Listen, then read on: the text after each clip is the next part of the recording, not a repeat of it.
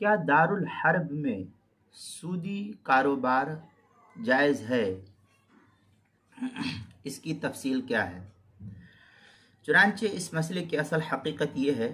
کہ دارالحرب میں حربیوں سے وہی مسلمان سود کو لے سکتے ہیں جو مسلمان خود اس دارالحرب کے رہنے والے نہ ہو، اس دارالحرب کے رہنے والے نہ ہو۔ لہذا ہندوستان یا پاکستان کے وہ مسلمان جو یورپ اور امریکہ وغیرہ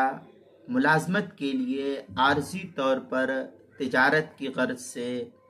ویزا لے کر یا ٹورسٹ ویزا لے کر کے یا کسی اور مقصد کے تحت ویزا لے کر کے جاتے ہیں،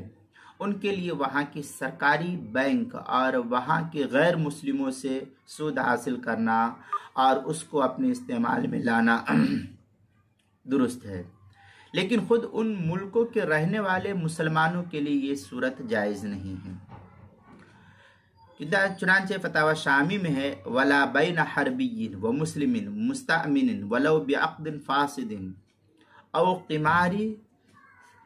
او قمار، اس طریقے کی عبارت جو ہے فتاوی شامی کی جو کتاب البیوع باب الربا، زکریا بک ڈیپو دیوبند کا ہندی نسخہ اس کی 7ویں جلد صفحہ 422، کراچی کا چھپا ہوا نسخہ اس کی 5ویں جلد صفحہ 186، ایضاح النوادر پہلی جلد صفحہ 97، فتاوی قاسمیہ 20ویں جلد صفحہ 237 پر اس کو نقل کیا گیا ہے۔